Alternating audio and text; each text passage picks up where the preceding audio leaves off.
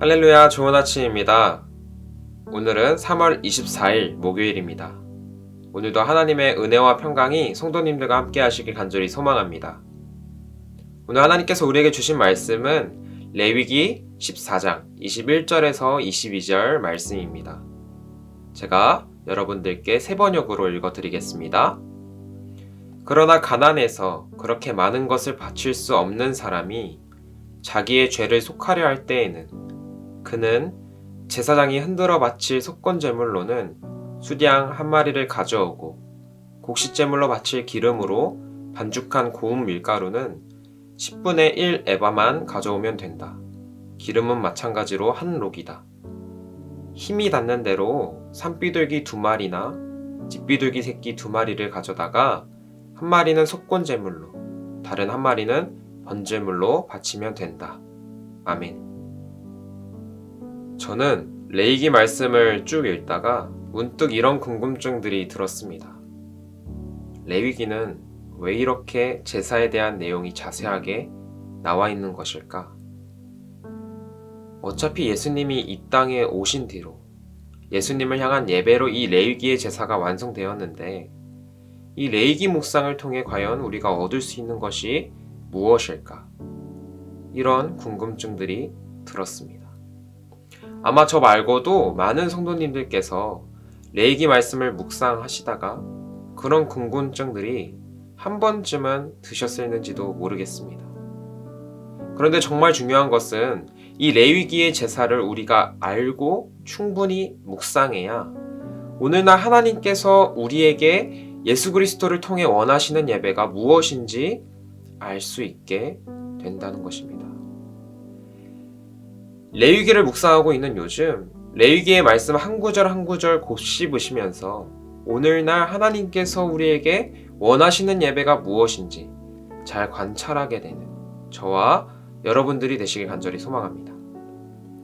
오늘 제가 맡은 본문은 나병 환자의 정결을 위한 제사법에 대해서 나오고 있습니다. 특별히 가난한 나병 환자의 정결을 위한 제사법에 대해서 나오고 있습니다. 오늘 우리는 이 가난한 나병 환자의 관점에서 이 가난한 나병 환자가 되어서 오늘 말씀을 바라보았으면 좋겠습니다. 여러분, 먼저 나병 환자가 정결하게 되는 날, 그날은 어떤 분위기일까요? 나병 환자가 정결해지기 전이라면 몸과 마음과 심지어는 주변 사람들과의 관계까지도 이미 망가진 상태였을 것입니다. 그가 집에 들어가면 가족들이 다 그를 피하고요. 동네에 들어가면 친구들이 다 뒷걸음질 치는 그런 사람이 바로 나병 환자였습니다. 그런데 그런 나병 환자가 다시 자신의 병이 정결하게 되어져서 자신의 집으로 또 자신의 마을 공동체로 돌아가게 되는 그런 날이 온 것입니다.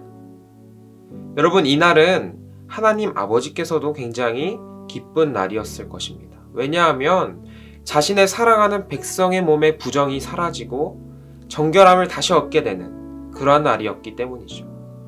그래서 하나님께서도 그날을 그냥 보내실 수가 없으셨던 것 같습니다. 그래서 하나님께서는 그 공동체가 함께 그 나병 환자를 위한 축제를 벌이시는 규정을 마련하셨습니다. 그것이 바로 오늘 말씀인 나병 환자를 위한 정결 예식인 것입니다. 우리가 이러한 관점에서 이 나병 환자의 정결 예식을 묵상해 봤으면 좋겠습니다. 우리 한번 상상력을 발휘해 봅시다. 그 당시 나병 환자가 과연 돈이 얼마나 있었을까요? 그가 가진 재물이 과연 풍족했을까요? 저는 아닐 것이라고 생각합니다. 그 당시 나병 환자라고 하면 부정하다고 여겨져서 공동체 밖으로 쫓겨났었습니다.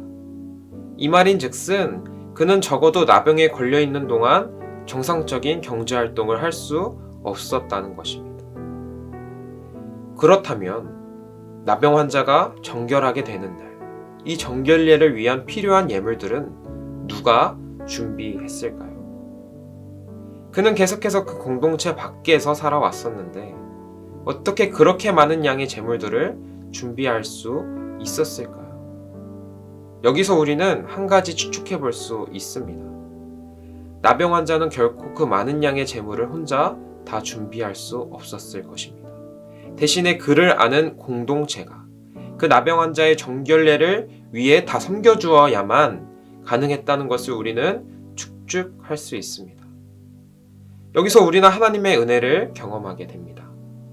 나병 환자가 정결하게 되어지는 날, 그날 드려지는 예배는 나병 환자 본인뿐만 아니라 그를 아는 모든 공동체가 그를 위해 함께 준비하고 함께 기쁨으로 섬겨야 가능했던 예배라는 것입니다. 사랑하는 성도 여러분, 교회는 어떤 곳입니까? 오늘 말씀에 빗대어서 생각해보면 교회는 바로 나병 환자와 같이 부정한 자를 위해 함께 예배를 준비하고 함께 기쁨으로 그들을 섬기는 곳이라는 것입니다. 이것이 바로 하나님께서 원하시는 예배 공동체라는 것이죠. 부정에는 우리 몸의 부정도 있지만 우리 마음의 부정도 있습니다. 우리 마음의 부정은 마치 나병과 같이 전염되기도 합니다. 그러나 정말 그를 위해 예배를 준비하고 함께 기쁨으로 그들을 위해 섬길 때에 우리는 하나님의 은혜를 경험하며 함께 정결하여 진다는 것입니다.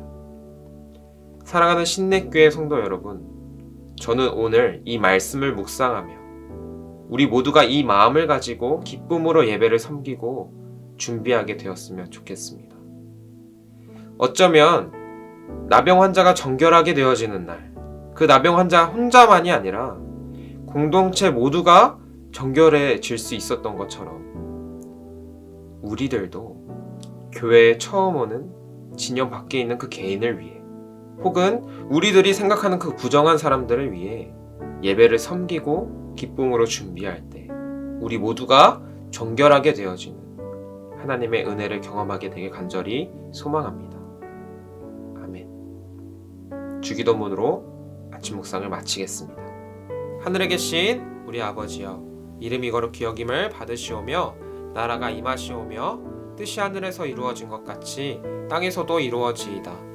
오늘 우리에게 일용할 양식을 주시옵고 우리가 우리에게 죄 지은 자를 사하여 준 것 같이 우리 죄를 사하여 주시옵고 우리를 시험에 들게 하지 마시옵고 다만 악에서 구하시옵소서. 나라와 권세와 영광이 아버지께 영원히 있사옵나이다. 아멘.